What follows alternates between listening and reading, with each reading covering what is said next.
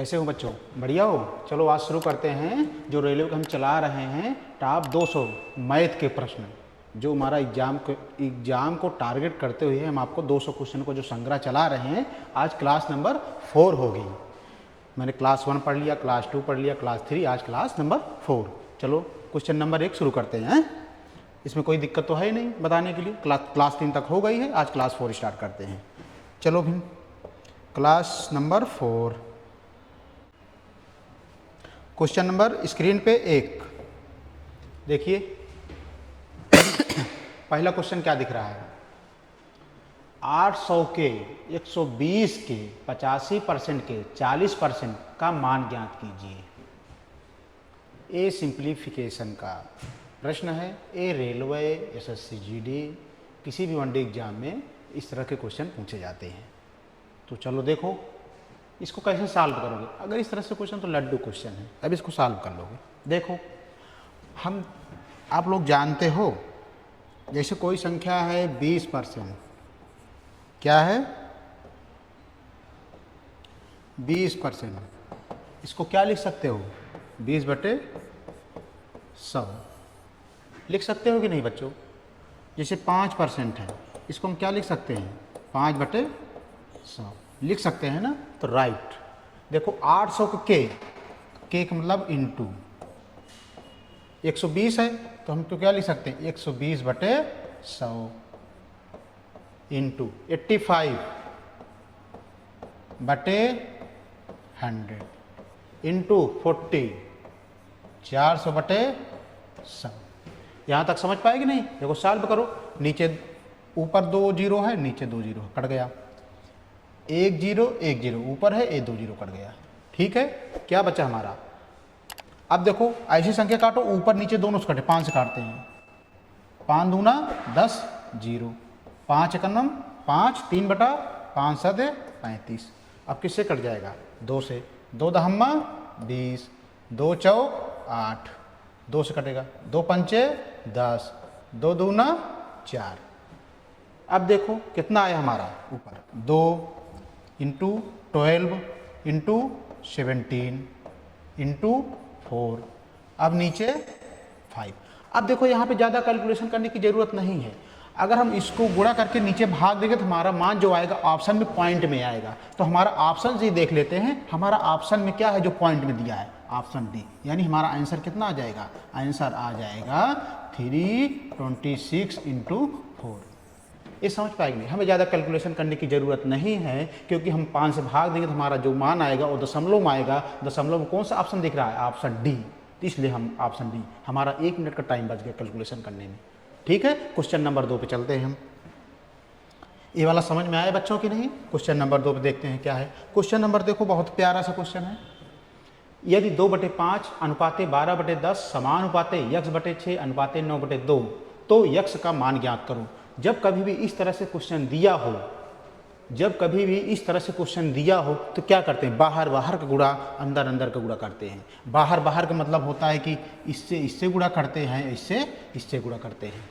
समझ पाए कि नहीं? तो देखो बाहर बाहर गुणा, तो 2/5 गुणे 9/2 बराबर क्या दिया हमारा? 12/10 इंटू कितना है? x/6। यहाँ तक बच्चों समझ में आया कि नहीं? अब इसके नीचे काटो, 2 से 2 कैंसिल हो गया, हमारा क्या बचा? ऊपर 9/5 बराबर क्या बचा? 6 दूना 12, 2 पंचे 10, ऊपर क्या बचा? x/5।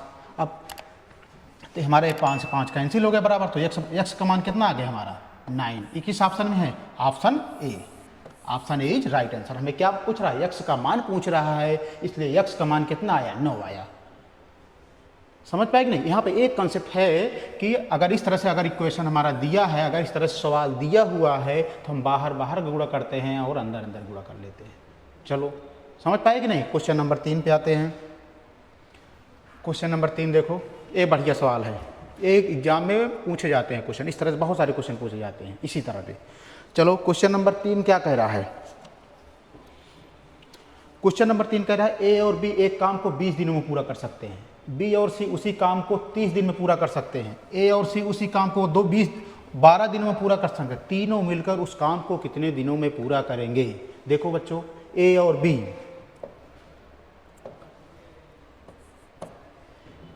कितना दिया है, ए और बी, काम को कितने दिनों में कर रहे हैं, 20 दिनों में।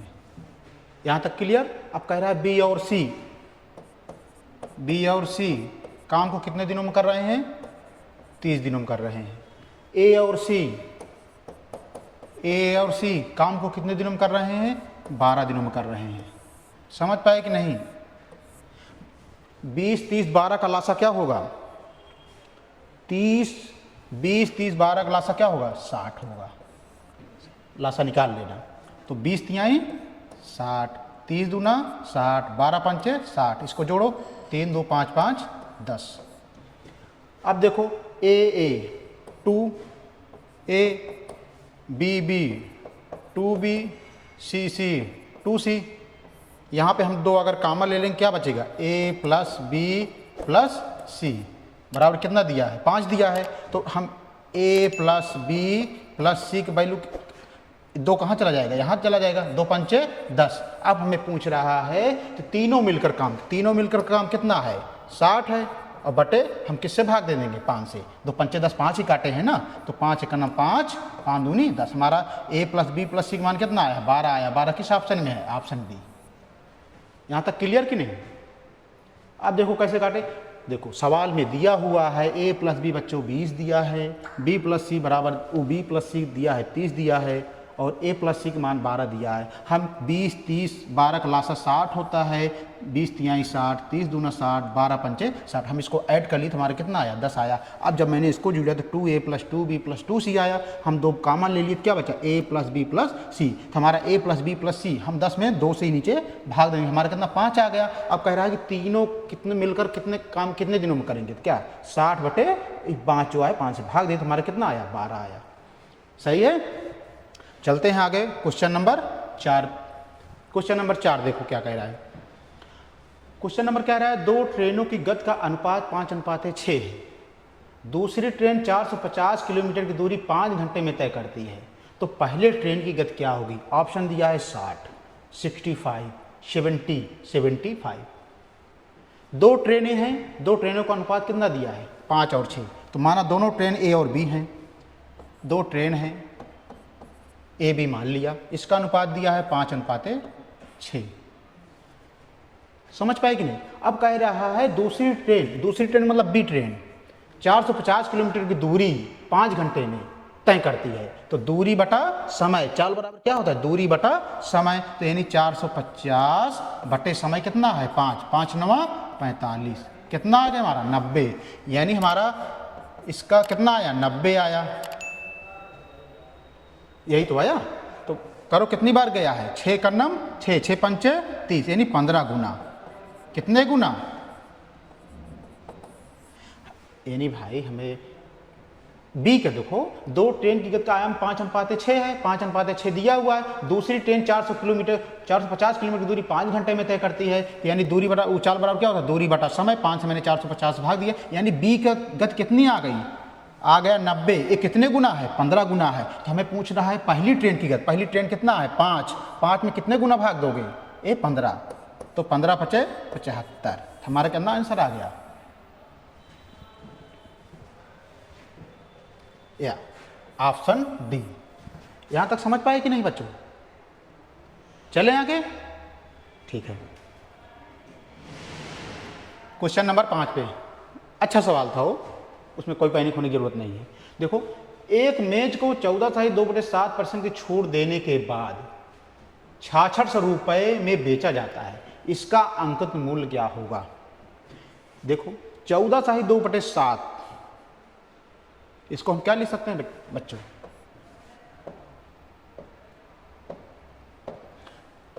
चौदह सही 2/7% दिया है, तो हम इसको क्या कर सकते हैं, इसका पूरा मान होता है 1/7, लेकिन कैसे आया ये भी जानो। 14/7 को लिख सकते, देखो 14 × 7, 7 चौक 28, 7 1 9 7 2 9 प्लस 2 जोड़ोगे 9 8 2 10 9 1 10, कितना आया 10/7 परसेंट आया। परसेंट मतलब 100, 1/100 कितना आया मान 1/7। तो इस तरह से बटा हमारा 7 आया। तो यानी हम क्या 14 सही 2/7 को क्या लिख सकते हैं, 14 सही 2/7 को हम लिख सकते हैं 1/7 के। समझ पाए कि नहीं? कह रहे 14 सही 2/7 की छूट देने के बाद 66 रुपए में बेचा जाता है। यानी देखो क्रय मूल्य 7 है, 1% की छूट देने पे तो 7 में जब हम 1 घटा देंगे कितना आएगा? 6 आएगा। तो हमारी विक्रय मूल्य कितना आ जाएगा?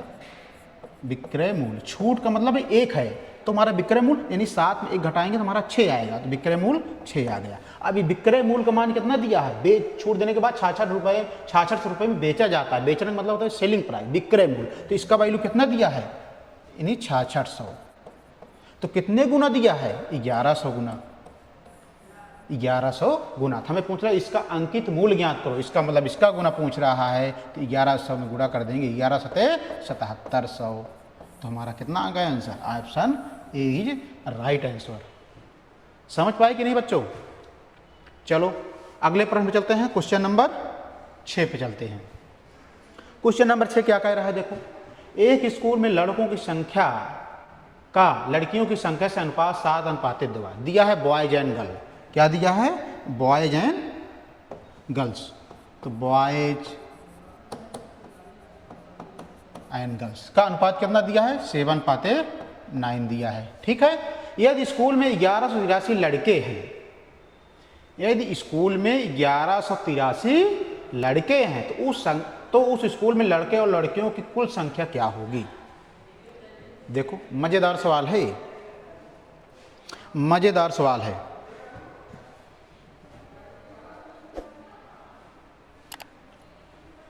देखो बॉयज एंड गर्ल्स का अनुपात दिया है 7:9। यदि स्कूल में 1183 लड़के हैं, यानी देखो लड़के लड़के से कंपेयर करेंगे, लड़कियों लड़कियों से कंपेयर करेंगे तो लड़के का मतलब 7 दिया है और यहाँ पे कितना दिया है? उसका मान 1183 यानी 1183। ये कितने गुना है? बॉय का दिया है 7, इसका मान दिया है 1183। ये कितने गुना है? तो गुना का मतलब क्या हो? 1183 में 7 से भाग दो तो हमें पता चल जाएगा कितने गुना गया है। 7 × 9 7, 11 में 7 गए 4, 1 7 6 42, 8 में 2 गए 6, 7 9 63 यानी 169 गुना है। अब पूछा उस स्कूल में लड़के और लड़कियों की कुल संख्या ज्ञात करो। लड़के और लड़कियों की कुल संख्या 9 7 16। अब ये देखो 169 गुना है तो 16 में कितने गुणा कर देंगे? 169।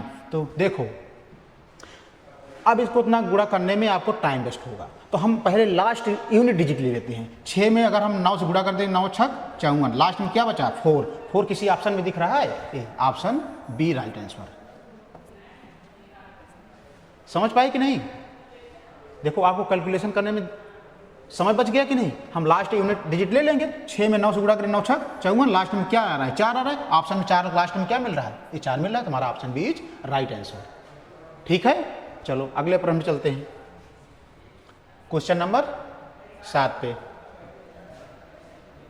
क्वेश्चन नंबर 7 देखो, ये सवाल बहुत मस्त है। ये सवाल अक्सर क्वेश्चन एग्जाम में पूछे जाते हैं। है 10 से बड़ी और 200 से छोटी सभी अभाज्य संख्याओं की संख्या क्या है? 10 से बड़ी और 200 से छोटी सभी अभाज्य संख्याओं की संख्या क्या है? देखो बच्चों, 1 से लेकर 10 के बीच में जो अभाज्य संख्याओं की संख्या होती है वो 4 होती है। तो लिख लेंगे हम, इसको नोट कर लो। रफ और पेन लिए हो तो इसको कहीं हिंट में लिख लो। 1 से लेकर 10 तक में 4 अभाज्य संख्याएं होती हैं। अभाज्य संख्या कितनी होती है? 4 होती है। ठीक है।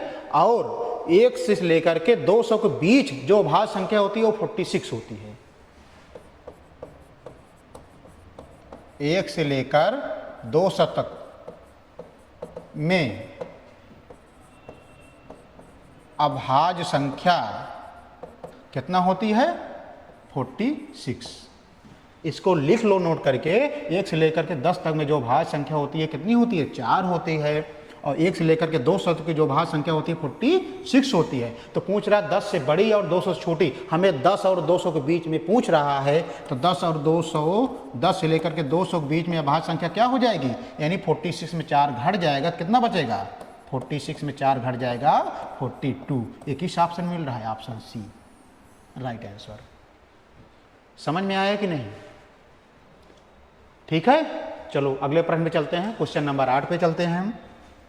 क्वेश्चन नंबर 8 हमारा क्या कह रहा है, देखो क्वेश्चन नंबर 8 स्क्रीन पे है, दिया है 212 से 300 तक की सभी सम संख्याओं को सम्मिलित करते हुए का औसत ज्ञात कीजिए। औसत होता है प्रथम संख्या धन अंतिम संख्या बटे 2, ये सूत्र होता है, हमें ज़्यादा इधर उधर करने की जरूरत नहीं है। लास्ट संख्या, फर्स्ट संख्या प्लस लास्ट संख्या बटे 2 से भाग दे दो। तो कैसे करेंगे हम, अगर इस तरह से सवाल पूछे आपको तो फर्स्ट संख्या प्लस लास्ट संख्या अपान 2 से भाग दे दो।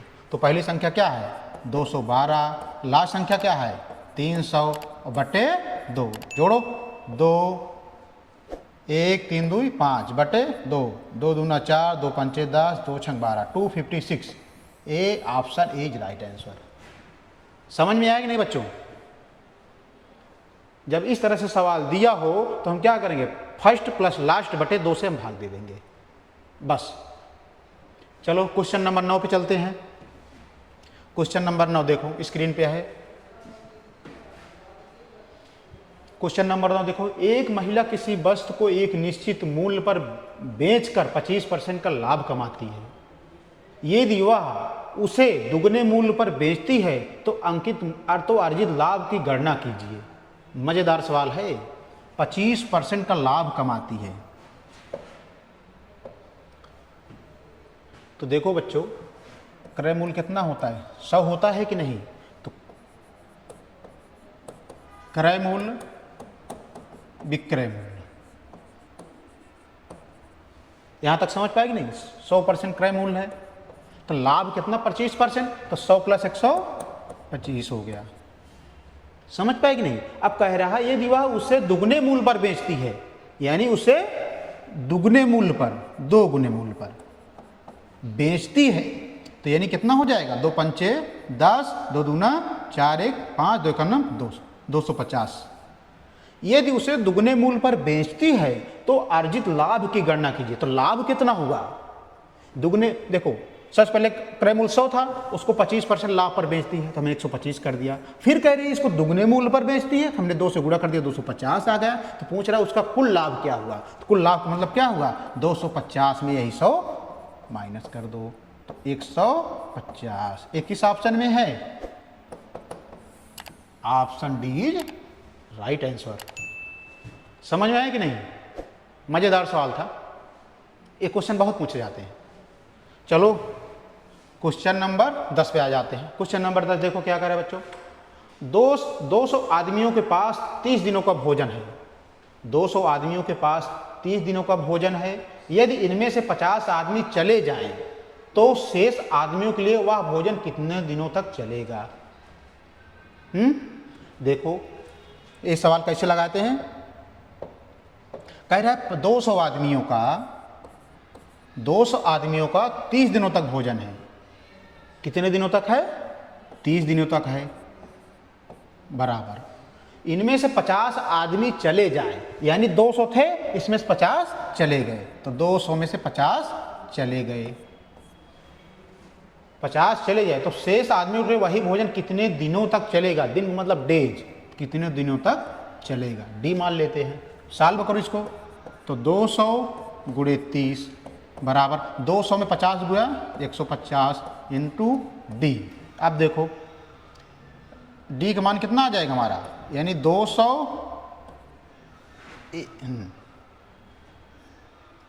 देखो जब हम डी का मान निकालेंगे तो कितना आ जाएगा हमारा, यानी 150 नीचे आ जाएगा।